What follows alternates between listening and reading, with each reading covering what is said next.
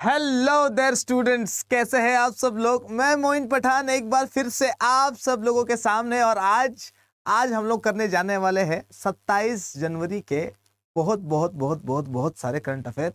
तो क्या आप लोग सारे के सारे हैं रेडी? तो क्या अपन करें स्टार्ट।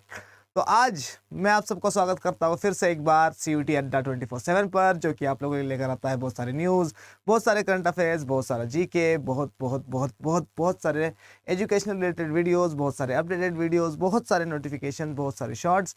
और आप सबकी हेल्प करता है आपके CUET एग्ज़ाम को क्लियर करवाने में। तो क्या आप सब लोग रेडी है? करिए स्टार्ट। चलिए स्टार्ट करते हैं। एक बार फिर से आप सबका CUET अड्डा 24/7 पर बहुत बहुत बहुत बहुत बहुत स्वागत है।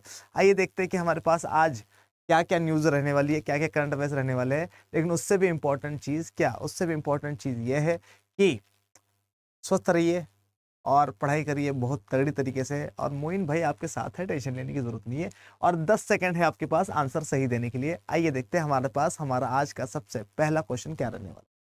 तो आज का सबसे पहला क्वेश्चन हमारे टेलीविजन स्क्रीन पर कुछ इस तरीके का है, देखिए जरा क्या है। सबसे पहला क्वेश्चन है कि Who among the following launched cricket fantasy sports app named CricPay? CricPay, तो CricPay इनमें से किसने करा है लॉन्च? तो फटाफट फटाफट से बताइए मुझे। Who among the following launched cricket fantasy sports app named CricPay? निम्नलिखित में से किसने क्रिकपे नाम से cricket fantasy sports app launch किया है? ऑप्शन है हमारे पास अनिल अंबानी, अश्नीर ग्रोवर, सौरव गांगुली या रवि शास्त्री। तो फटाफट फटाफट फटाफट फटाफट से आंसर दीजिए और बताइए कि किसने किया है ये। एक और इंपॉर्टेंट चीज सुनिए, ये क्या कह रहा है ये फैंटेसी स्पोर्ट्स ऐप क्या होता है? Cricket fantasy sports app. तो इसमें क्या होता है, इसमें एक ऐप आता है आगे ना, जो कि हम लोगों को डाउनलोड करना होता है। क्या करना होता है हम लोगों को? डाउनलोड करना होता है। एक बार हम लोगों ने डाउनलोड किया तो डाउनलोड करने के बाद है ना, और भी ऐप्स है ऐसे फैंटेसी टीम ऐप, जैसे कि ड्रीम 11 है, ड्रीम 11 है ना। अरे आप लोग यहाँ पर सारे के सारे क्या कर रहे हो? पढ़ाई कर रहे हो, ठीक है। पढ़ाई मैं कर लूंगा, आप जाके ड्रीम 11 पे टीम बना लो, ठीक है। वो वाला आता है ना वो ऐड, ठीक है, वही वाला, ठीक है। तो ये क्या बोल रहा है कि एक ऐप है, ऐप आएगा क्रिक पे नाम से, और उसको डाउनलोड कर लो। वो ड्रीम 11 की तरह ही है, ठीक है। उसमें क्या करना है, अपने को टीम बनानी है। क्या करनी है? टीम बनानी है। अब ये क्यों स्टार्ट किया गया है? ये स्टार्ट इस वजह से किया गया है, जिसने भी किया है, ठीक है, क्योंकि 31 मार्च से 31 मार्च से क्या होने वाला है? 31 मार्च से स्टार्ट होने वाला है इंडियन प्रीमियर लीग, यानी कि IPL। आईपीएल और इस बार का IPL कौन सा IPL है, ये आप लोग मुझे बताएंगे कमेंट सेक्शन में कि इस बार का IPL जो है उसको स्पॉन्सर कौन कर रहा है ना। फीमेल IPL को या विमेन IPL को तो किसने किसने स्पॉन्सर किया था? WPL को किसने स्पॉन्सर किया था? टाटा ने किया था। मेन का जो IPL है, इंडियन प्रीमियर लीग, इसको किसने स्पॉन्सर किया, ये आप लोग मुझे बताएंगे कहाँ पर? कमेंट सेक्शन में। आपका मैं वेट कर रहा हूँ, ठीक है। चलिए, तो इसमें क्या होता है, 11 प्लेयर्स चूज करने होते हैं हम लोगों को। और 11 प्लेयर्स चूज करने 22 प्लेयर्स में से। मतलब एग्जाम्पल के तौर पे अगर मैच चल रहा है किसका, मान लो मैच चल रहा है इंडिया वर्सेस पाकिस्तान का, तो इंडिया वर्सेस पाकिस्तान के मैच में टोटल कितने बंदे खेल रहे हैं? 22 लोग खेल रहे हैं। तो 22 में से हम लोगों को 11 जने चुनने हैं, है ना, इंडिया और पाकिस्तान दोनों में से, है ना। अभी हमारी मर्जी है कि वो 11 बंदे कौन हो, है ना। तो 3 बॉलर होने चाहिए, 2 ऑलराउंडर होने चाहिए और 5 बैट्समैन होने चाहिए, ठीक है। वो कुछ फिक्स होगा और फिर हम लोगों को चूज करना होता है। जैसे फॉर एग्जांपल मैंने चूज किया किसको? विराट कोहली को चूज किया मैंने, ठीक है। और मैंने चूज करा किसको? बाबर को चूज किया मान लो, ठीक है। और मैंने चूज किया किसको? हार्दिक पांड्या, ठीक है। मैंने चूज किया किसको? सूर्य कुमार यादव को, है ना, सूर्या को। और मैंने चूज किया किसको? मान लो बॉलर्स में मैंने चूज किया किसको? नसीम शाह को, नसीम शाह, ठीक है। शाहीन शाह अफरीदी को, ठीक है। और किसको इंडिया से? मोहम्मद शामी को, ठीक है। और किसको चूज किया? मान लो मैंने चूज किया है मोहम्मद सिराज को, ठीक है। और ऑलराउंडर्स में मैंने चूज किया किसको? जडेजा को, ठीक है। और मैंने चूज किया किसको? रिजवान को, ठीक है। तो मैंने क्या कर लिया, अपनी ड्रीम 11 की टीम बना ली, ठीक है। और इसमें से मुझे एक बंदे को कैप्टन चूज कर रहा होता है, तो मैंने कैप्टन बना दिया अपना किसको? विराट कोहली को। तो अब सीन क्या होता है कि अगर ये मेरी टीम जो है बहुत अच्छे से खेलेगी तो मुझे उसके बदले में पैसा मिलेगा पॉइंट्स के अकॉर्डिंग, ठीक है। जितने ज़्यादा पॉइंट्स आएंगे उतने ज़्यादा पैसे कमाएंगे। लेकिन स्टार्टिंग में मुझे पॉइंट्स के पैसे देने पड़ते हैं। मतलब मुझे ये गेम खेलने के लिए ठीक है, क्या करना पड़ता है, पैसा देना पड़ता है। इसको कहते हैं वर्चुअल टीम, ठीक है, जो दोनों टीम से मिलकर बनती है। अच्छे अच्छे प्लेयर्स उठा लेते हैं लोग और फिर क्या करते हैं, पैसा, मतलब एक तरीके से जुआ ही है लेकिन लीगल है, ठीक है। अच्छा देखो, अब ये क्या बोल रहा है कि इसमें से कौन बंदा है जिसने क्रिकपे नाम का ऐप स्टार्ट किया है, तो क्या वो अनिल अंबानी है, तो बिल्कुल इसका आंसर अनिल अंबानी नहीं है। तो अगर आप लोगों को लग रहा है कि सर रवि शास्त्री हो सकता है, तो बिल्कुल सही है, रवि शास्त्री इसका आंसर बिल्कुल 100% रॉन्ग है। और सौरव गांगुली भी रॉन्ग है, और आंसर है सिर्फ और सिर्फ क्या, अश्नीर ग्रोवर, अश्नीर ग्रोवर है ना। शार्क टैंक देखा था, ठीक है, तो शार्क टैंक में कौन था, अश्नीर ग्रोवर था। तो शार्क टैंक का अश्नीर ग्रोवर जो है, जो भारत पे का को फाउंडर भी है ना। तो भारत पे का को फाउंडर है, मतलब एक जना ये है, दूसरा बंदा कौन है भारत पे में, है ना, क्या तीसरा बंदा भी कोई है। तो भारत पे के को फाउंडर्स कौन कौन है, ये आप लोग बताएंगे मुझे कमेंट सेक्शन, ठीक है। तो अश्नीर ग्रोवर ने स्टार्ट किया है एक नया ऐप जिसका नाम है क्रिकपे। और ये कहाँ कहाँ पर अवेलेबल है, तो ये अवेलेबल है गूगल स्टोर पर भी और एप्पल स्टोर पर भी, ठीक है। बड़े आगे देखिए इसके बारे में क्या इन्फॉर्मेशन है, देखो जरा क्या इन्फॉर्मेशन, ये देखो अश्नीर ग्रोवर है ना। अच्छा एक इंपॉर्टेंट चीज सुनो, अश्नीर ग्रोवर का डायलॉग वो सुना होगा ना आप लोगों ने। देखो भाई साहब, ये सब दोगलापन है, सुना है क्या, दोगलापन। तो अश्नीर ग्रोवर की किताब आई है, किताब, इसकी खुद की अपनी किताब आई है, और इसकी खुद की किताब का नाम है क्या, दोगलापन, दोगलापन, ठीक है, ये सब दोगलापन है। तो इसकी किताब का नाम है, इसके बुक का नाम है क्या, दोगलापन। तो अगर पेपर में आ जाए तो लगाने ला आंसर क्या, अश्नीर ग्रोवर, ठीक है। कोई दिक्कत नहीं है। बड़े आगे देखो क्या बोल रहा है, भारत पे को founder Ashneer Grover launched a cricket fantasy sports app CricPe, ठीक है। तो इसने क्या करा, क्रिकेट फैंटेसी स्पोर्ट्स ऐप जो है जिसका नाम है क्रिकपे, उसको क्या किया है, उसको लॉन्च किया है, ठीक है। The launch came before the marquee IPL tournament which is to be commenced on 31 March. तो मार्क्यू आईपीएल है ना, या मार्क आईपीएल टूर्नामेंट जो है वो स्टार्ट होने वाला है कब से, 31 मार्च से। और 31 मार्च से क्योंकि आईपीएल स्टार्ट होने वाला है, तो बहुत सारे लोग जो है अपनी ड्रीम टीम है ना, ड्रीम 11 फैंटेसी 11, ठीक है, तो वो टीम बनाने वाले। तो इसने अश्नीर ग्रोवर ने अपना भी लॉन्च कर दिया क्रिक पे, और बोला कि भाई क्रिक पे भी क्या करो, अब टीम बनाओ और पैसा कमाओ, ठीक है। अवेलेबल ऑन, और इंडिया में अनएम्प्लॉयमेंट इतना ज़्यादा है ना, इतना ज़्यादा अनएम्प्लॉयमेंट है कि इंडिया वाले कहते ठीक है कुछ कर नहीं रहे, बैठ के टीम बना लेते ड्रीम 11 पे। अवेलेबल ऑन किस किस चीज़ पे अवेलेबल है, एक तो गूगल स्टोर पे भी अवेलेबल है, और एप्पल स्टोर पे भी क्या है, अवेलेबल है। It can be used by users above the age of 18, और इसको क्या किया जा सकता है, 18 साल से ज़्यादा वाले एज जो है, एज जिन बंदों की है वो इसको डाउनलोड कर सकते हैं, है ना, और इसका लाभ उठा सकते हैं, खेल सकते हैं इससे, ठीक है। अच्छा अगर आप लोग 18 से कम है तो क्या कीजिएगा, तो जब उसके अंदर डालेंगे अपनी एज, ठीक है, तो 18 मत डालना या 17 मत डालना, है ना, डाल देना उसमें 26 साल, ठीक है। तो आप लोग भी यूज़ कर सकेंगे इसको, सब लूप होल्स हर जगह, ठीक है। Rules are meant to be broken, तोड़ दो रूल को, ठीक है। ड्रीम 11 पे टीम बनाओ, सीयूटी वगैरह क्या है, छोड़ दो सीयूटी वगैरह, कुछ पेपर देने की जरूरत नहीं है ना, पढ़ाई लिखाई यार ना, पढ़ाई कर लो, ठीक है। ड्रीम 11 पे टीम बनाओगे।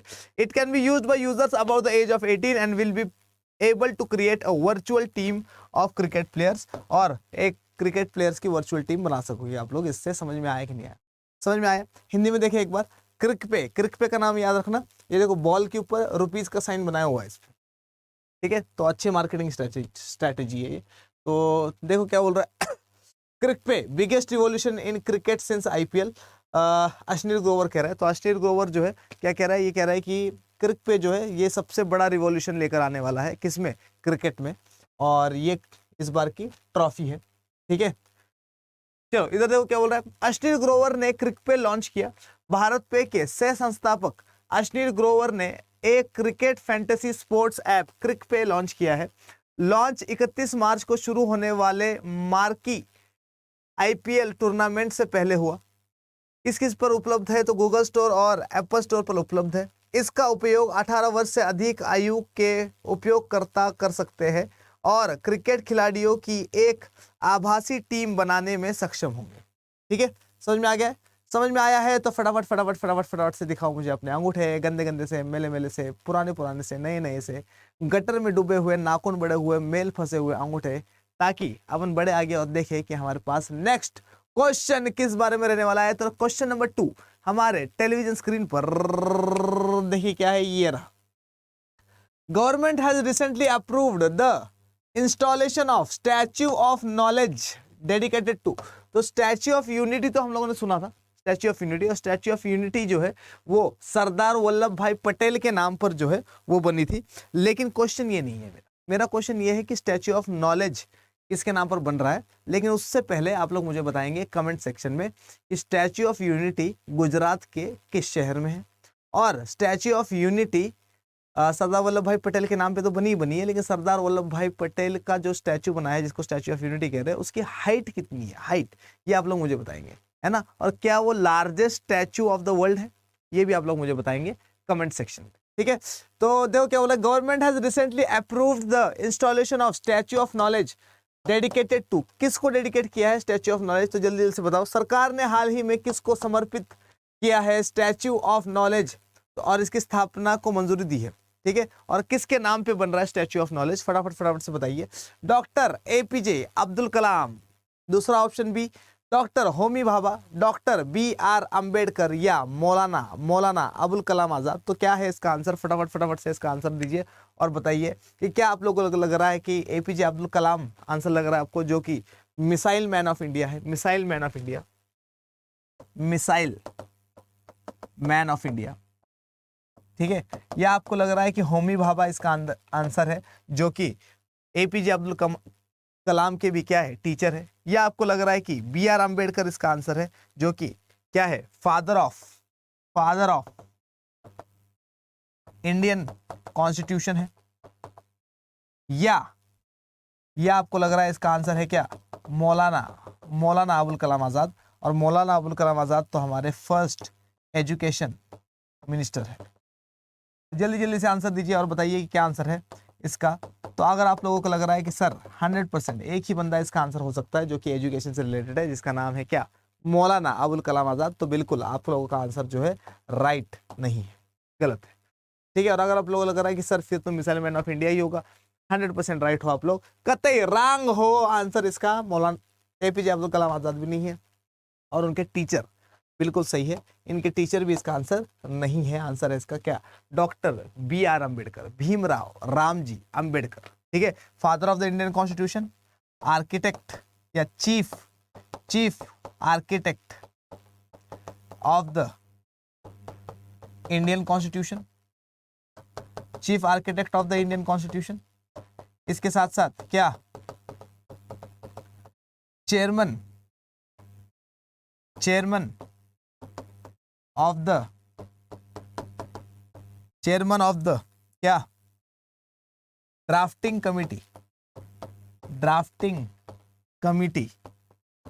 ऑफ द इंडियन कॉन्स्टिट्यूशन,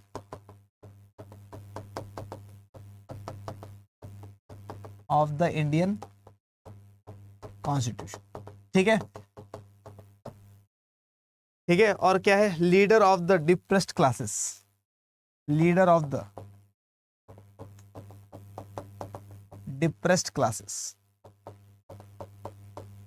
है ना, दलित्स वगैरह। वैसे तो पूरे इंडिया के लीडर है, लेकिन मेनली इनको देखा जाता है as a leader of the depressed classes. कोई दिक्कत है क्या? समझ में आ गई सारी की सारी चीजें, ठीक है। तो किसके नाम पर बन रहा है स्टैच्यू ऑफ नॉलेज? तो स्टैच्यू ऑफ नॉलेज जो है वो बन रहा है किसके नाम पर? वो बन रहा है, स्टैच्यू ऑफ नॉलेज बन रहा है किसके नाम पर? डॉक्टर BR अंबेडकर के नाम पर। तो आंसर हमारे पास यहाँ पर सी हो जाएगा। ये वाला जो स्टैचू है ये 75 फीट का रहने वाला है, और ये बनने वाला है किसका, फाइबर का बनेगा ये, ठीक है। इंपॉर्टेंट चीज ये है इसके, क्या 75 फीट का है, फाइबर का है। और इसके साथ साथ इंपॉर्टेंट चीज ये भी है इसके बारे में कि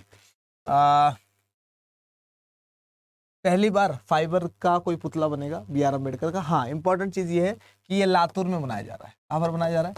लातूर में। और लातूर कहाँ पर है? महाराष्ट्र में, लातूर में। और इससे भी ज्यादा इंपॉर्टेंट चीज अगर मैं आप लोगों को बताऊं तो वो ये है कि 14 अप्रैल को 131 या 131 बर्थ एनिवर्सरी है किसकी? बाबा साहेब अंबेडकर की। और 13 13 अप्रैल को एक दिन पहले क्या करा जाएगा, दुनिया को दिखाया जाएगा, अनवील किया जाएगा, अनवील किया जाएगा क्या, ये वाला स्टैचू। समझ में आ गया, कोई दिक्कत, जल्दी बोलो। ठीक है, तो स्टैचू ऑफ यूनिटी तो था अपने पास, अब स्टैचू ऑफ नॉलेज भी आ गया। और स्टैचू ऑफ नॉलेज किसके ऊपर बन रहा है, बी.आर. अम्बेडकर के ऊपर। ठीक है, डॉक्टर भीमराव रामजी अम्बेडकर, बहुत खतरनाक बंदा है ये। ठीक है, इसकी किताबें वगैरह पढ़ो तो इंस्पिरेशन आती है बहुत अलग लेवल वाली। ठीक है, महात्मा गांधी को बहुत क्रिटिसाइज करते थे ये। ठीक है, लेकिन डिफरेंसेस है दोनों के। ठीक है, तो ऐसा कुछ स्टैचू बनने वाला है। ठीक है, ये बन चुका है, भारत का संविधान, द कॉन्स्टिट्यूशन ऑफ इंडिया। ठीक है, और इसको इंस्टॉल कहाँ पर किया जाएगा, लातूर में। और लातूर में कहाँ पर, लातूर में भीमराव रामजी अम्बेडकर या बी.आर. अम्बेडकर के नाम से एक पार्क है, तो उसी में लगाया जाएगा। ठीक है, चलो देखते देखते देखते, देखो जल्दी क्या बता रही है। Government of India approved the installation of Statue of Knowledge dedicated to Ambedkar. A 75 feet tall statue of doctor B R. Ambedkar will be unveiled in Latur Maharashtra on 13 April. ठीक है, तो 75 फीट का टॉल होगा ये बी.आर. अम्बेडकर का स्टैचू, और इसको अनवील किया जाएगा 13 अप्रैल को, इनके एनिवर्सरी से एक दिन पहले, बर्थ एनिवर्सरी से एक दिन पहले। और कहाँ पर किया जाएगा इनको, लातूर महाराष्ट्र में। लातूर महाराष्ट्र में अनवील किया जाएगा, पर्दा उठाया जाएगा। फिर क्या बोला, the statue will be erected, the statue will be erected a day before his 131st birth anniversary in doctor Baba Saheb Ambedkar park Latur. तो इसको कहाँ पर खड़ा किया जाएगा, इनकी मूर्ति को, तो इनकी मूर्ति को लगाया जाएगा कहाँ पर, डॉक्टर बाबा साहेब अम्बेडकर पार्क में, लातूर में। ठीक है, और कब किया जाएगा ये चीज, इनके 131st बर्थ एनिवर्सरी पे। ठीक है, बोल रहा है it has been constructed using fibre as the primary material. और किससे बनाया गया है इसको, तो इसको बनाया गया है फाइबर से। ठीक है, फाइबर से, और ये इसका प्राइमरी मटेरियल है। फिर आगे क्या बोल रहा है, on April 14 to commemorate the occasion a helicopter will shower the statue with flower petals। और जिस दिन पर्दा उठा दिया जाएगा, ठीक है, किससे, बी.आर. अम्बेडकर की मूर्ति से, उस दिन क्या होगा, हेलीकॉप्टर्स आएंगे ऊपर से, और हेलीकॉप्टर्स क्या करेंगे, बारिश करेंगे, किसकी, फ्लावर्स की बारिश करेंगे, इस ओकेजन को कोमेमोरेट करने के लिए, या इसको जिंदा दिली दिखाने के लिए, या इसको सेलिब्रेट करने, ऑब्जर्व करने के लिए। ठीक है, आगे क्या बोल रहा है, on April 14 to commemorate the occasion a helicopter will shower the statue with flower petals. और इसका आर्टिस्ट कौन है, आर्टिस्ट कौन है इसका, तो 25 मेंबर्स की टीम है ना, 25 मेंबर्स की टीम है। और 25 मेंबर्स की टीम जो है, उसका लीडर कौन है, उसका लीडर है अक्षय हल्के, अक्षय हल्के, नॉट भारी। ठीक है, हल्का अक्षय, अक्षय हल्के जो है इसका क्या है, चीफ आर्किटेक्ट है। ठीक है, किस चीज का, इस मूर्ति का। ठीक है, और फाइबर से बन रही मूर्ति, और ये मूर्ति जो है पूरी दुनिया में बाबा साहेब अम्बेडकर की पहली मूर्ति है जो फाइबर से बनी। ठीक है, कोई दिक्कत, बढ़े आगे, आगे बढ़े। हिंदी में देखिए एक बार, क्या हिंदी में देखो जल्दी जल्दी से। ये बोल रहा है, भारत सरकार ने अम्बेडकर को समर्पित स्टैच्यू ऑफ नॉलेज की स्थापना को मंजूरी दी। 13 अप्रैल को महाराष्ट्र के लातूर में डॉक्टर बी.आर. अम्बेडकर की 75 फीट ऊंची प्रतिमा का अनावरण किया जाएगा। लातूर के डॉक्टर बाबा साहेब अम्बेडकर पार्क में उनकी 131वीं जयंती से एक दिन पहले प्रतिमा का चुनाव किया जाएगा। ठीक है, वो चुनाव, वो इलेक्टेड का वो हो गया। ठीक है, मतलब इनका क्या किया जाएगा, इनको इनकी प्रतिमा को खड़ा किया जाएगा। ठीक है, फिर क्या बोल रहा है कि प्राथमिक सामग्री के रूप में फाइबर का उपयोग करके इसका निर्माण किया गया है। 14 अप्रैल को इस अवसर को मनाने के लिए एक हेलीकॉप्टर प्रतिमा पर फूलों की पंखुड़ियां बरसाएगा। इसके कलाकार है कौन, अक्षय हल्के, अक्षय हल्के। और एक बार जरा इस वाली फोटो को भी देख लो। ठीक है, doctor B R. Ambedkar, father of the Indian constitution. B R. Ambedkar jurist थे, इकोनॉमिस्ट थे, पॉलिटिशियन तो है ही, सोशल रिफॉर्मर थे, एंड डाइड ऑन December 6, 1956। ठीक है, तो December 6, 1956 को इनकी डेथ हो जाती है। इंपॉर्टेंट चीज, इनका बर्थडे मैंने तुम लोगों को बता दिया कि 14 अप्रैल को होता है, और 14 अप्रैल को इनकी एनिवर्सरी मनाई जाती है। First law minister of India भी है, तो ये भी याद रखना कि इंडिया के सबसे पहले लॉ मिनिस्टर कौन थे, तो इंडिया के सबसे पहले लॉ मिनिस्टर जो थे वो डॉक्टर भीमराव रामजी अम्बेडकर थे। ठीक है, देखो क्या बोल रहा है, was the principal architect of the constitution of India. ठीक है, तो कॉन्स्टिट्यूशन पूरा की पूरा इनके छत्र छाया में बना है। Served as independent India first law minister, independent India के पहले लॉ मिनिस्टर थे। Campaigned against untouchability discrimination of Dalits women and labour, तो छुआछूत के खिलाफ इन्होंने क्या किया, आवाज उठाई थी और कैंपेन किया था, प्रोटेस्ट वगैरह किए, और discrimination against Dalits women and children के खिलाफ भी इन्होंने आवाजें उठाई है। हिज सरनेम वाज ओरिजिनली अम्बावडेकर, ठीक है, तो इनका जो ओरिजिनल सरनेम जो था वो अम्बावडेकर था, क्योंकि ये अम्बावड़े के रहने वाले थे, ठीक है, इनकी विलेज का नाम था अम्बावड़े, तो उससे निकला था अम्बावडेकर, ठीक है, जैसे मुंबई में रहने वाला मुंबईकर, सतारा में रहने वाला सतारकर, कराड़ में रहने वाला कराड़कर, ठीक है, वाठार में रहने वाला वाठारकर, उसी तरीके से अम्बावड़े में रहने वाला अम्बावडेकर, ठीक है, तो इनका ओरिजिनल सरनेम तो अम्बावडेकर है, लेकिन बाद में वो अम्बेडकर बन गया, ठीक है। फिर क्या बोल रहा है, 1956 ही converted to Buddhism initiating mass conversions of Dalits, और 1956 में इन्होंने क्या करा, ये बुद्धिज्म में कन्वर्ट हो गए, और जैसे ये बुद्धिज्म में कन्वर्ट हो गए तो बहुत सारे दलित जो थे वो बुद्धिज्म में कन्वर्ट हुए। तो ये अपनी किताब में, इनकी किताब का नाम है एनिहिलेशन ऑफ कास्ट, ठीक है, लिखोगे कहीं, एनिहिलेशन ऑफ कास्ट इनकी किताब का नाम है, एनिहिलेशन,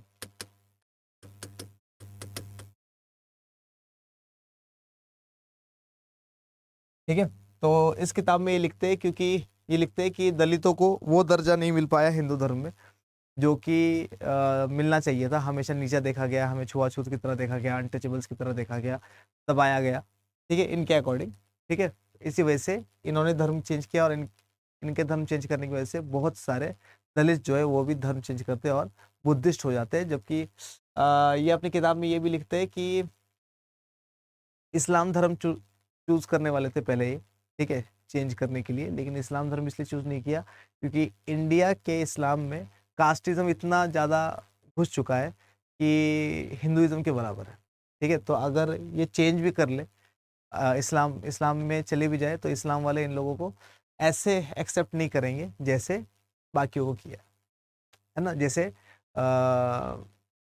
हिंदुइज्म कर रहे हैं वैसे, मतलब जैसे हिंदुइज्म में सिस्टम चल रहा है वैसे ही इस्लाम वाले भी इनके साथ करेंगे डिस्क्रिमिनेशन वगैरह। तो ये इनका कहना था, और इसी वजह से क्या हुआ, इसी वजह से इन्होंने क्या चूज किया, थर्ड बेस्ट रिलीजन चूज किया इनके अकॉर्डिंग, या सेकंड बेस्ट रिलीजन इनके अकॉर्डिंग जो था वो चूज किया, जिसका नाम था बुद्धिज्म, और ये बुद्धिज्म में कन्वर्ट हो जाते हैं, जिनकी वजह से बहुत सारे दलित जो है वो भी बुद्धिज्म में कन्वर्ट हो जाते हैं, ठीक है।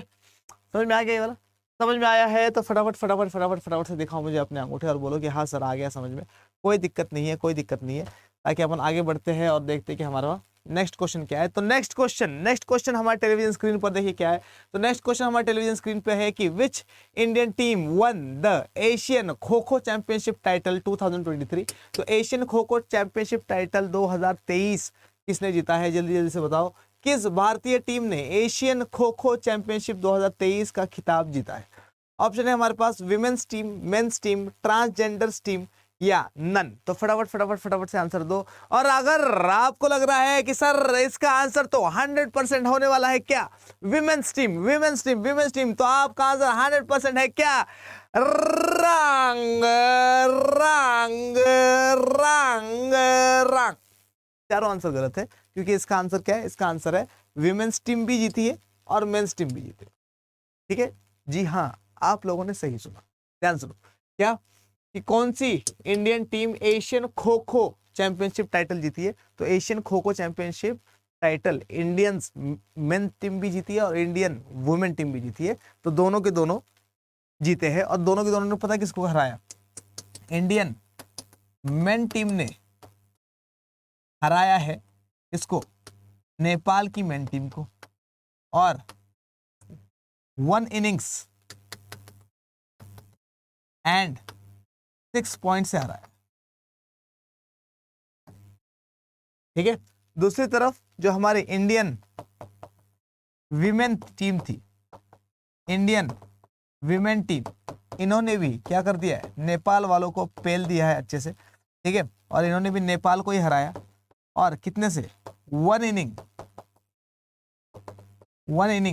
एंड ऐसा नहीं आएगा, 1 इनिंग एंड कितने पॉइंट्स? 33 पॉइंट्स।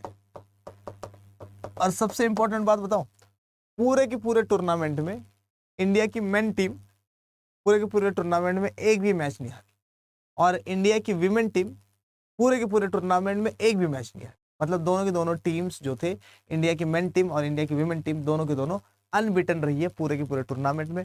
और ये टूर्नामेंट हो कहाँ रहा था, तो ये टूर्नामेंट हो रहा था आसाम में और 9 कंट्रीज ने इसमें पार्टिसिपेशन लिया था। और फाइनल में दोनों तरफ मेन और विमेन टीम में कौन था, इंडिया वर्सेस नेपाल था और इंडिया ने दोनों को हरा दिया। ठीक है, आओ जल्दी जल्दी से इसके बारे में इंफॉर्मेशन लेते हैं। तो खो खो में हम लोग क्या कर रहे हैं, जीत चुके हैं। देखो इधर क्या कह रहा है, welcome to the 4th Asian kho kho championship. तो 4th Asian kho kho championship पे कौन जीता है, इंडिया की विमेन टीम भी जीती है, इंडिया की मेन टीम भी जीती है। ठीक है, ये है इंडिया की मेन टीम, ये है इंडिया की विमेन टीम। ठीक है, आओ जल्दी जल्दी से देखते क्या है इसके बारे में। India won both men's and women's Asian kho kho championship title 2023। Indian men's and women's teams clinched the titles at the 4th Asian kho kho championship that concluded at Tamulpur in Assam Baksa district. ठीक है, तो आसाम के बक्सा डिस्ट्रिक्ट में एक जगह है जिसका नाम है तमुलपुर। और तमुलपुर में ही क्या हुआ है, तमुलपुर में ही 4th Asian kho kho championship held हुए थे। और इसमें इंडिया जीत चुका है, मेन और विमेन दोनों कैटेगरी में। Men's team defeated Nepal by an inning and 6 points, women's team defeated Nepal by an inning and 33 points. ठीक है, ये बता ही दिया था मैंने आप लोगों को।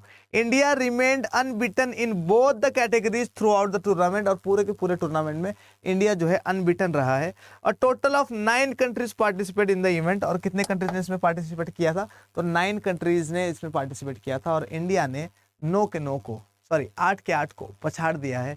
और फिर से एक बार साबित किया है क्या, मेरा भारत महान। ठीक है, हिंदी में देखे, देखो हिंदी में जरा देखो, हिंदी में, भारत ने पुरुष और महिला दोनों एशियाई खो खो चैंपियनशिप का खिताब 2023 जीता। ठीक है, तो भारत ने जीता। भारतीय पुरुष और महिला टीमों ने असम के बक्सा जिले के तामुलपुर में संपन्न 4थी एशियाई खो खो चैंपियनशिप में खिताब जीता है। पुरुष टीम ने नेपाल को 1 पारी और 6 अंकों से हराया। महिला टीम ने नेपाल को 1 पारी और 33 अंकों से हराया। भारत पूरे टूर्नामेंट में दोनों श्रेणियों में अजेय रहा। इस आयोजन में कुल 9 देशों ने भाग लिया था। ठीक है, कोई दिक्कत, जरा इधर देखो। Team India in both men's and women's teams won the title of 4th Asian kho kho championship 2023। तो ये है हमारी विमेन टीम, ये है हमारी मेन टीम। इनको भी ट्रॉफी मिली है, इनको भी ट्रॉफी मिली है, ये भी चैंपियंस है, ये भी चैंपियन। ठीक है, आगे समझ में आया है तो फटाफट दिखाओ मुझे अपने गंदे गंदे से, मेले मेले से, काले काले से, गोरे गोरे से, नीले पीले हरे भरे, ठीक है, क्या अंगूठे, ताकि अपन आगे बढ़े और देखें कि अपने पास और क्या है। नेक्स्ट क्वेश्चन देखते हैं हमारे टेलीविजन स्क्रीन पर क्या है। तो नेक्स्ट क्वेश्चन हमारे टेलीविजन स्क्रीन पर कुछ इस तरीके का है कि PM Modi recently addressed one world TB summit at. ठीक है, तो वन वर्ल्ड टीबी समिट हम लोगों ने किया था 24 मार्च को, क्या कि वर्ल्ड टीबी डे मनाया जाता है। ठीक है, तो वर्ल्ड टीबी डे जो है इसकी थीम क्या थी, ये आप लोग बताएंगे मुझे कमेंट सेक्शन। ठीक है, वर्ल्ड टीबी डे की या इंटरनेशनल टीबी डे की थीम क्या थी, ठीक है, ये आप लोग कहाँ बताएंगे मुझे कमेंट सेक्शन में बताएंगे। तो सबसे इंपॉर्टेंट चीज़ ये है कि पीएम मोदी ने क्या किया, एड्रेस किया है वन वर्ल्ड टीबी समिट। ठीक है, कहाँ पर one world TB summit address किया है, तो ये आप लोग मुझे बताएंगे। और हिंदी में पढ़ लेते हैं कि पीएम मोदी ने हाल ही में वन वर्ल्ड टीबी समिट को कहाँ संबोधित किया है। तो फटाफट से आंसर दीजिए और बताइए कि कहाँ किया है। ऑप्शन है हमारे पास नोएडा, है ना, नवेदा भी बोलते हैं कई लोग ना इसको, नोएडा, मुजफ्फरनगर, वाराणसी या गोरखपुर। तो फटाफट से आंसर दीजिए और बताइए क्या आंसर है। तो अगर आप लोगों को लग रहा है सर अनिल कुमार बिष्ट यानी कि कौन, आदित्यनाथ योगी, कहाँ का रहने वाला है, गोरखपुर का, एमएलए कहाँ से, गोरखपुर से, तो ऑफ कोर्स आंसर क्या होना चाहिए, गोरखपुर। अबे चल बे, गोरखपुर बिल्कुल भी आंसर नहीं। ठीक है, उत्तर प्रदेश का सबसे चिकना, सबसे खतरनाक, सबसे डेवलप्ड शहर नोएडा। क्या इसका आंसर है, नोएडा? रॉन्ग। तो क्या इसका आंसर है मुजफ्फरनगर में तो वैसे ही नहीं करेंगे, बहुत खतरनाक इलाका है ना। रॉन्ग आंसर क्या है इसका, वाराणसी, है ना। पीएम मोदी आ रहा है, नीचे वाराणसी ऑप्शन आ रहा है, तो वाराणसी आंसर आएगा, क्योंकि प्रधानमंत्री मोदी जो है वाराणसी से ही क्या है, मेंबर ऑफ पार्लियामेंट। ठीक है, तो वाराणसी जो है ये क्या है, सीट है किसकी? प्राइम मिनिस्टर मोदी की क्या है? सीट है। या फिर हम कह सकते हैं कि मोदी जो है यहाँ से क्या है? मेंबर ऑफ पार्लियामेंट है। मेंबर ऑफ पार्लियामेंट है, कहां से? यही से। ठीक है। दूसरी चीज क्या बोल रहा है ये? दूसरी चीज कुछ नहीं बोल रहा। वन वर्ल्ड टीबी समिट किस लिए हुआ? किस लिए होगा? कोई अवेयरनेस फैलाने के लिए कि भाई टीबी खत्म करना है। ठीक है। लेकिन इंपॉर्टेंट चीज क्या है कि प्रधानमंत्री मोदी ने यहाँ पर क्या बोला है कि बहुत सारी चीजें लॉन्च करी है, बहुत सारी चीजें स्टार्ट करी इन्होंने। इंपॉर्टेंट चीज इन्होंने बोली है कि हम लोगों को क्या पंचायत लेवल से स्टार्ट करना चाहिए। मतलब क्या? विलेज लेवल से, है ना। हर विलेज की पंचायत को ये ध्यान लेना चाहिए कि हमें अपने विलेज को क्या करना है? टीबी मुक्त करना है। ठीक है। और जब सारे के सारे विलेजेस अपने आप को ठान लेगी तो उसी तरीके से इंडिया जो है टीबी से मुक्त भी हो जाए। ठीक है। ट्यूबरक्लोसिस। ठीक है। चलो देखो क्या बोल रहा है ये। माइकोबैक्टीरियम ट्यूबरक्लोसिस, है ना, किया था हम लोगों ने कल। तो माइकोबैक्टीरियम ट्यूबरक्लोसिस क्या था? माइकोबैक्टीरियम ट्यूबरक्लोसिस वो बैक्टीरियम था जो टीबी करवाता है ना। चलो देखो क्या बोल रहा है। Prime minister Modi addressed one world TB summit at Varanasi. ठीक है। तो वाराणसी में इन्होंने क्या किया था? वन वर्ल्ड टीबी समिट को एड्रेस किया है। Modi on 24 March addressed the one world TB summit at Varanasi. It was organised by the ministry of health and family and welfare and stop TB partnership. ठीक है। तो किसने किसने किया ये? Ministry of health and family and welfare ने और stop TB ने, दोनों ने क्या करा है? दोनों ने पार्टनरशिप करी थी और ये वाला लॉन्च किया था। मुझे आप लोग बताओगे कि ministry of health and family welfare जो है उसका मिनिस्टर कौन है? Union minister of health and family welfare. ठीक है। चलो आगे क्या बोल रहा है? More than 30 countries participate in the event. तो बोल रहा है कि इस इवेंट में 30 से भी ज्यादा कंट्रीज ने क्या किया है? पार्टिसिपेट किया था। The prime minister launch the TB free panchayat initiative. और मोदी ने क्या बोला है? मोदी ने स्टार्ट किया या लॉन्च किया है टीबी फ्री पंचायत का इनिशिएटिव। और बोला है कि हर पंचायत को क्या होना चाहिए? टीबी मुक्त होना चाहिए, टीबी फ्री होना चाहिए। ठीक है। देखो इधर सब इनॉग्रेट कर दूंगा, हर जगह चला जाऊंगा, सब लॉन्च कर दूंगा। ठीक है। कौन? मोदी। तो क्या हो रहा है? Prime minister Modi to inaugurate one world TB summit 2023 in Varanasi. देखो जरा हिंदी में क्या बता रहा है? देखो ये बाद में पढ़वाता हूं, पहले ये दिखाता हूं। पीएम मोदी ने वाराणसी में वन वर्ल्ड टीबी समिट को संबोधित किया। मोदी ने 24 मार्च को वाराणसी में वन वर्ल्ड टीबी समिट को संबोधित किया। यह स्वास्थ्य और परिवार कल्याण मंत्रालय और स्टॉप टीबी पार्टनरशिप द्वारा आयोजित किया गया था। इस आयोजन में 30 से अधिक देशों ने भाग लिया। पीएम ने टीबी मुक्त पंचायत पहल की शुरुआत की। ठीक है। कोई दिक्कत? यहाँ पर देखो क्या बोल रहा है? Prime minister Narendra Modi ji to address one world TB summit. ठीक है। लॉन्च क्या किया इन्होंने?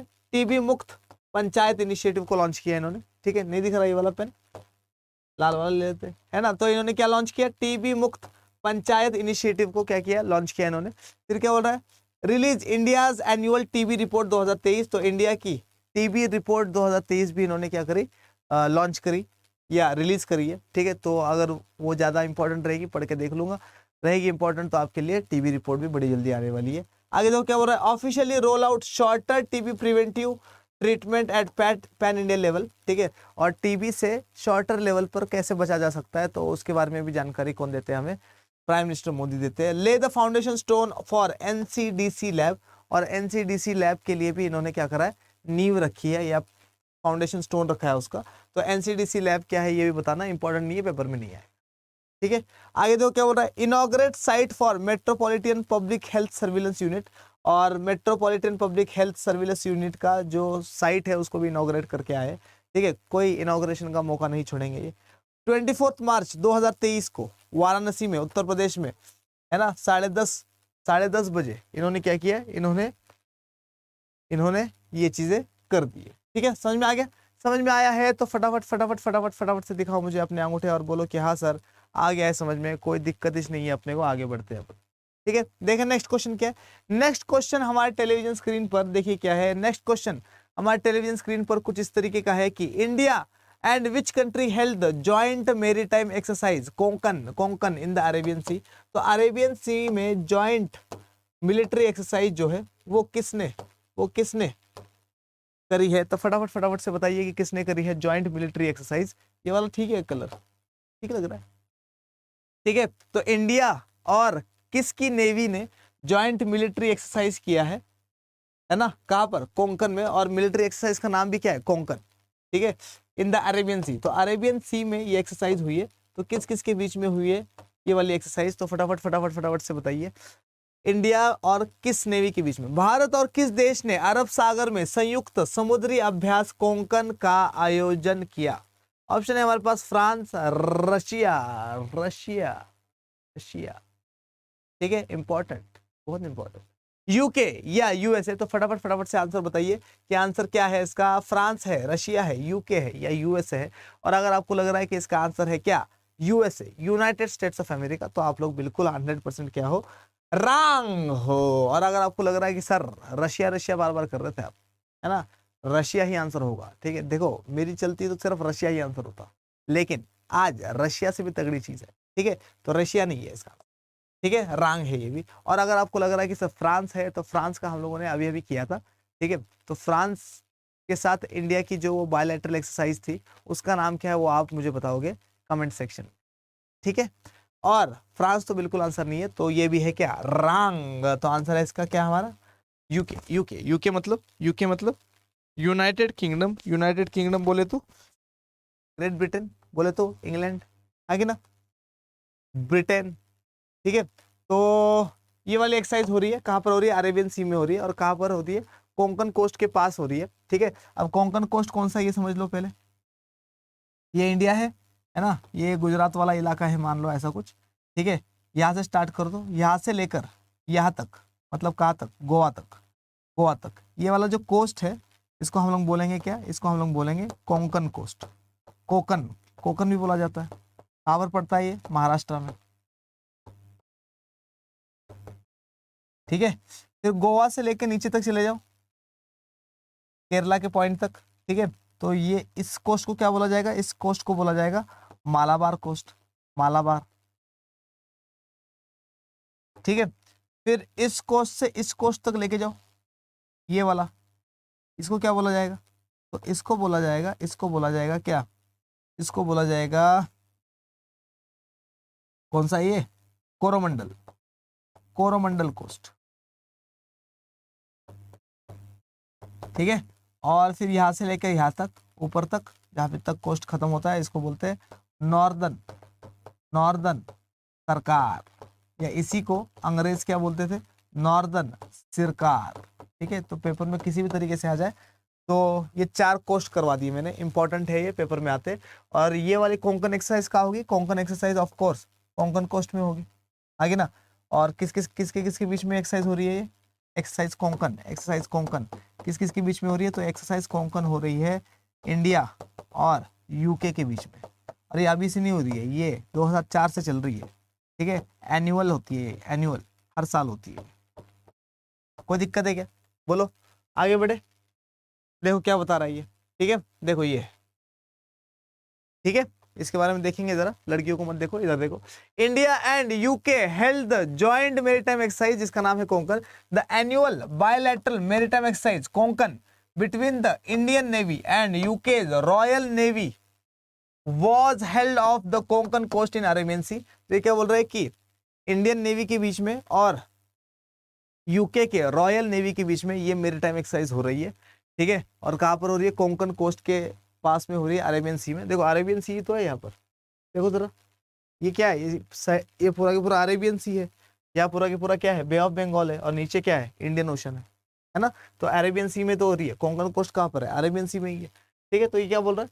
ये बोल रहा है कि the annual bilateral maritime exercise Konkan between the Indian Navy and UK's Royal Navy was held off the Konkan coast in the Arabian Sea। तो अरेबियन सी के कोंकण कोस्ट में ही क्या हो रही है? एक्सरसाइज हो रही है। और हमारी तरफ से क्या जा रहा है? हमारे तरफ से एक गाइडेड मिसाइल फ्रिगेट जा रही है ना, गाइडेड मिसाइल फ्रिगेट, फ्रिगेट मतलब कि एक बोट है ना, जो कि मिलिट्री बोट है, जो कि मिसाइल छोड़ने का भी क्या कर सकती है? काम कर सकती है, मतलब मिसाइल गाइडेड है ना, गाइडेड मिसाइल फ्रिगेट है, ठीक है, जिसका नाम है क्या? आईएनएस त्रिशूल, त्रिशूल की तरह छोड़ती है, ठीक है। तो आईएनएस त्रिशूल है हमारे पास, आईएनएस त्रिशूल। और उनकी तरफ से किसने पार्टिसिपेट किया? तो उनकी तरफ से पार्टिसिपेट किया था किसने? रॉयल नेवी की लैंडकास्टर, लैंकास्टर, ठीक है। तो ये क्या बोल रहा है, एंड एचएमएस लैंकास्टर। तो एचएमएस लैंकास्टर किसका है, रॉयल नेवी ऑफ इंग्लैंड या ग्रेट ब्रिटेन या यूके का, ठीक है। तो हमारी तरफ से आईएनएस त्रिशूल, उनकी तरफ से एचएमएस लैंकास्टर आया। और लैंकास्टर भी क्या है, ये गाइडेड मिसाइल फ्रिगेट ही है। देखो क्या बोल रहा है, and HMS Lancaster a type 23 guided missile frigate participate in it, ठीक है। तो दोनों ने पार्टिसिपेट किया।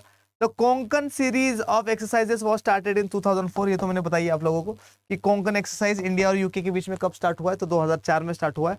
इंडिया और यूके के बीच में और कौन सी एक्सरसाइज होती है, तो एक होती है कौन सी, इंद्रधनुष, ठीक है। तो एक्सरसाइज इंद्रधनुष जो किसके बीच में होती है, इंडियन एयरफोर्स और यूके के एयरफोर्स के बीच में, ठीक है। तो एयरफोर्स एक्सरसाइज है। और दूसरा कौन सा है, अजेय वॉरियर। और अजेय वॉरियर एक्सरसाइज जो है ये ज्वाइंट मिलिट्री एक्सरसाइज, क्या है ये एक ज्वाइंट मिलिट्री एक्सरसाइज है। समझ में आया कि नहीं आया, बोलो, ठीक है। अच्छा मुझे बताओ, हैप्पीनेस इंडेक्स पे इंडिया का रैंक क्या है, हैप्पीनेस इंडेक्स पे इंडिया का रैंक। और मुझे स्कॉटलैंड की, आयरलैंड की, डेनमार्क की, एस्टोनिया की, इथोपिया, ठीक है, Estonia, Ethiopia, Latvia, Lithuania, Hungary, इन सब की कैपिटल बतानी है। और मुझे कैपिटल बताओगे आप लोग किसकी, वियतनाम की, कंबोडिया की, लाओस की। और आप लोग मुझे कैपिटल बताएंगे किसकी,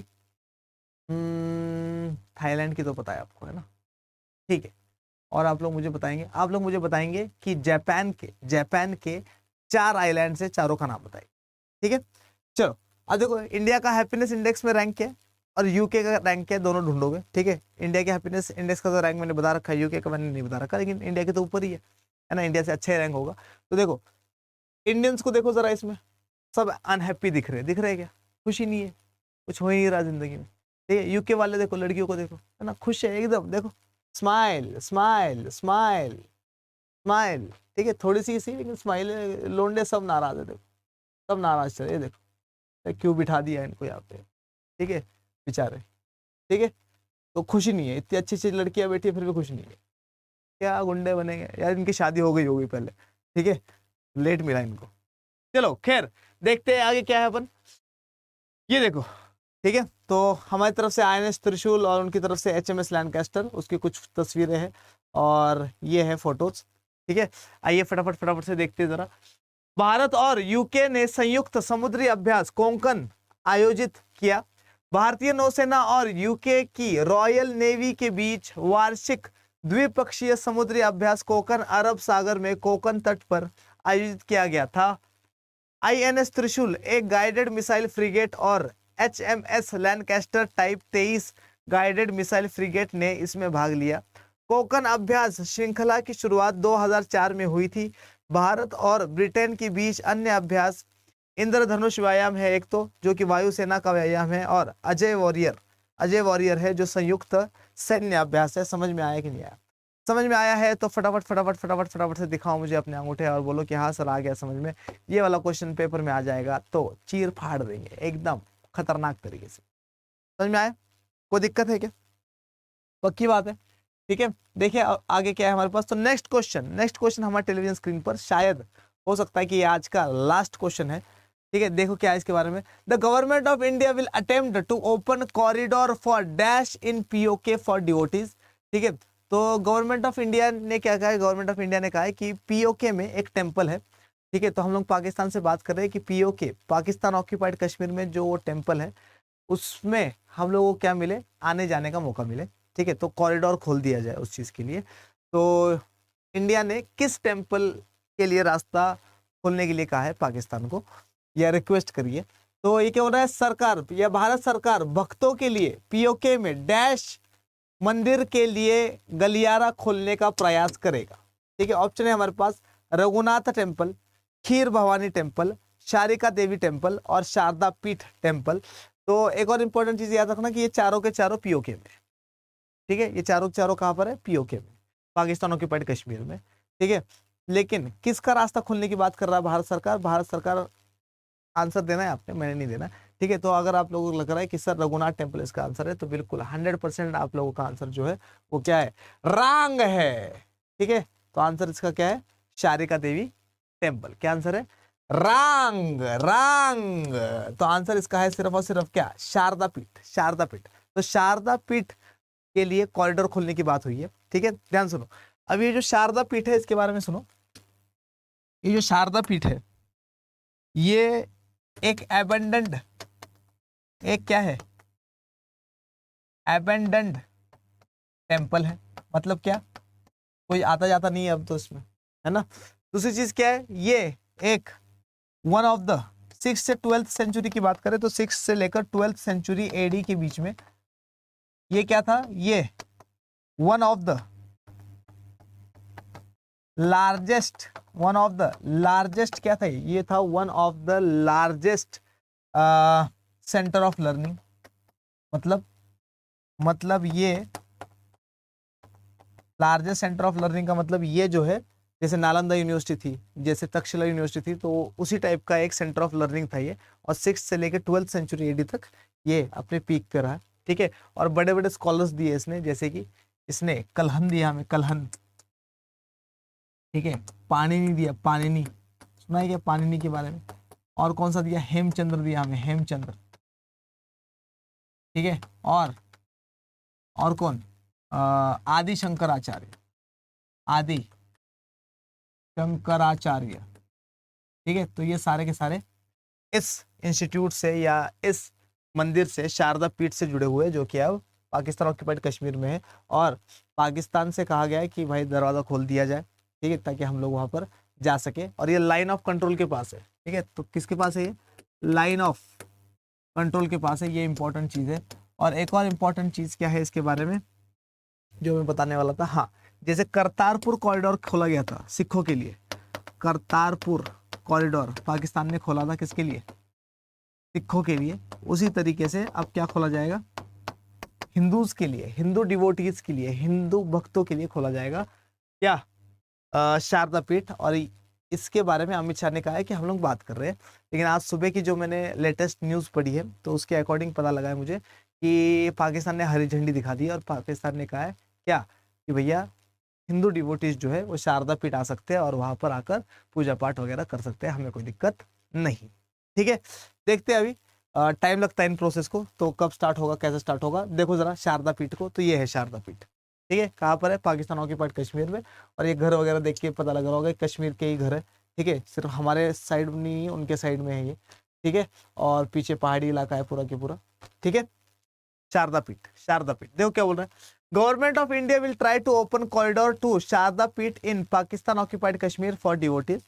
अमित शाह, कौन है हमारे union home minister, Amit Shah said that the government of India will initiate talks to open corridor for Sharda Peeth on the lines of Kartarpur corridor. तो जैसे करतारपुर कॉरिडोर खोल दिया गया था, है ना, पंजाब वाली साइड में, ठीक है, ताकि ननकाना साहिब जा सके लोग, करतारपुर जा सके और वहाँ के गुरुद्वारे में क्या कर सके, अपनी भक्ति जता सके। उसी तरीके से शारदा पीठ को खोलने की बात अब चल रही है।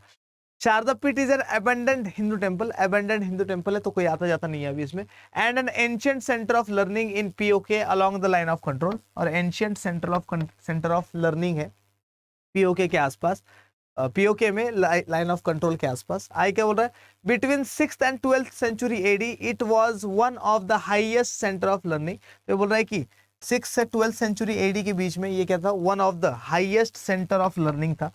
Holding scholar such as Kalhana and Adi Shankara. तो कलहन और आदि शंकरा जैसे क्या थे यहाँ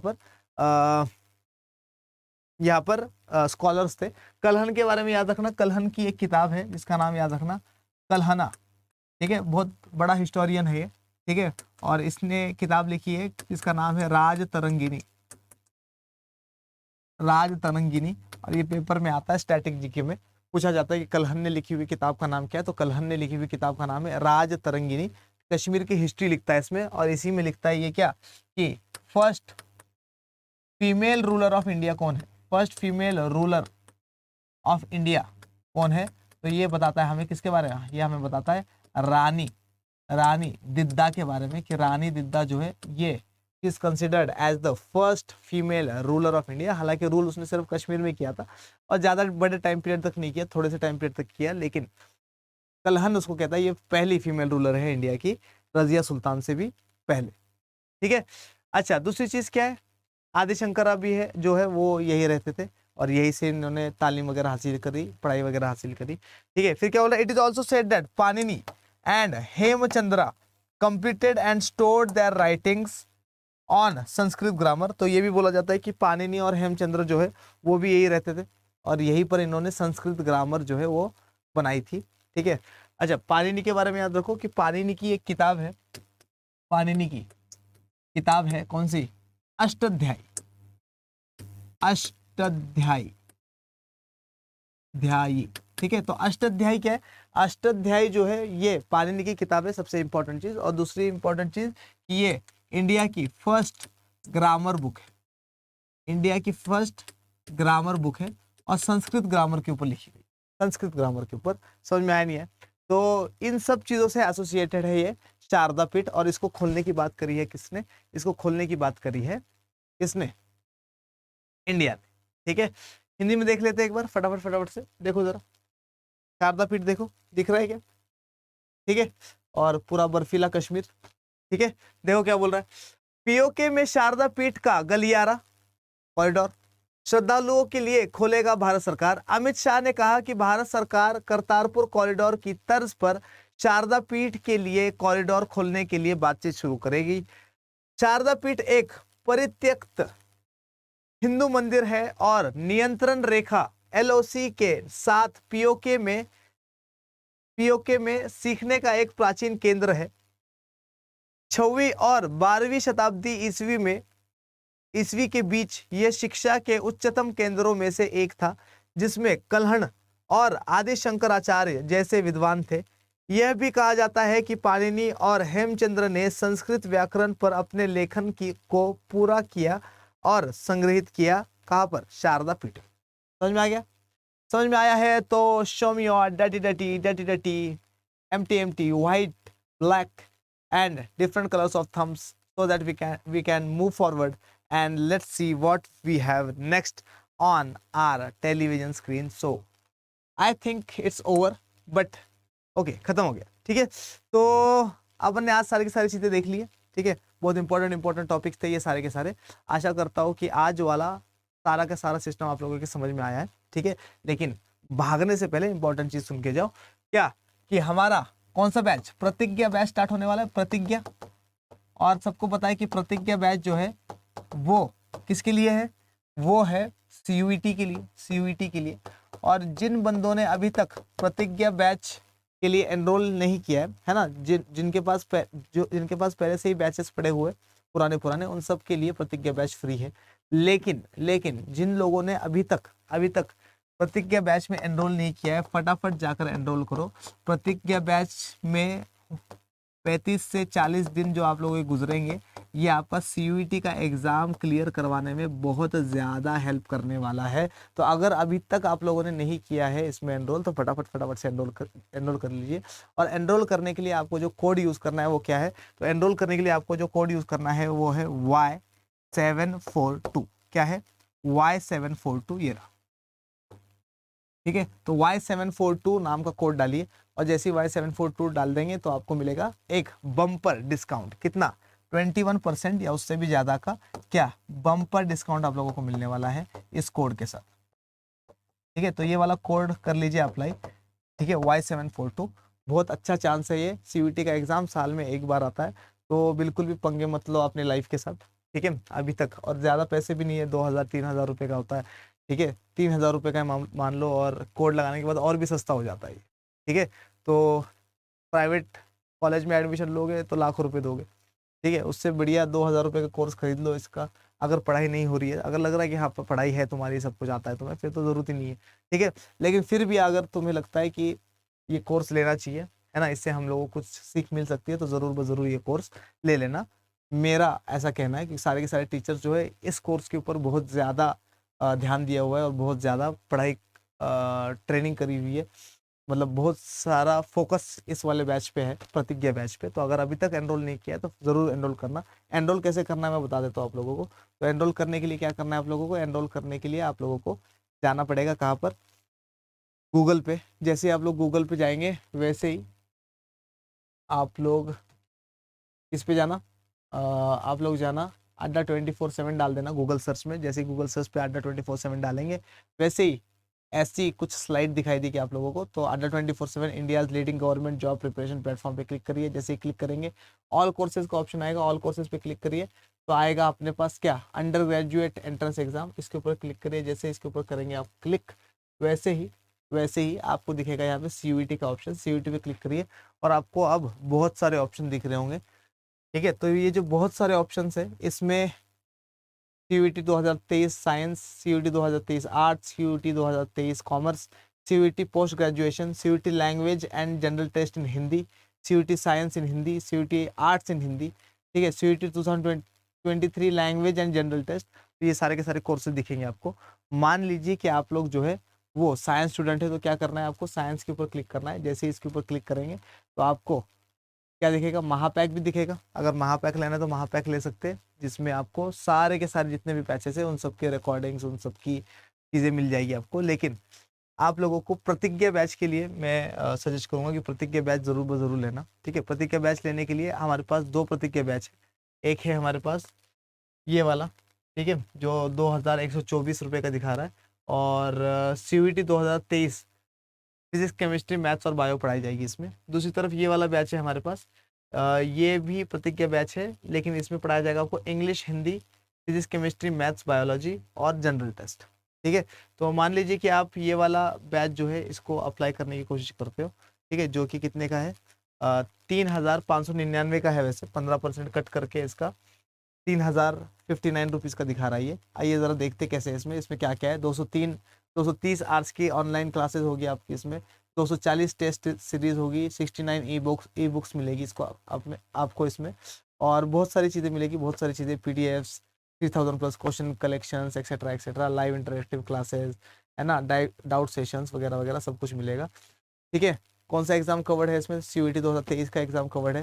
ठीक है, English, Hindi, physics, chemistry, maths, biology, numerical aptitude, reasoning, general knowledge and current affairs, सब कुछ इसमें कवर किया जाएगा। ठीक है, फैकल्टीज़ की अगर बात करें तो गजेंद्र सर है, आपको पढ़ाएंगे ये फिजिक्स।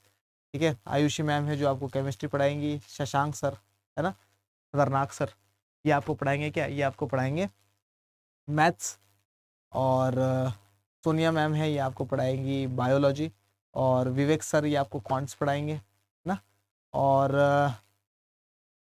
हनी सर है जो आपको पढ़ाएंगे रीजनिंग, और कौन है, वैशाली मैम है ये आपको पढ़ाएंगे करंट अफेयर्स।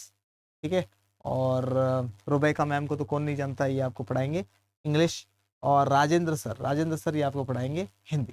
ठीक है, 3 मंथ्स की वैलिडिटी है इसकी, और 48 वर्किंग आवर्स में आप लोगों को सारी की सारी रिकॉर्डेड वीडियोस वगैरह भी मिल जाएगी। तो बहुत अच्छा चांस है ये।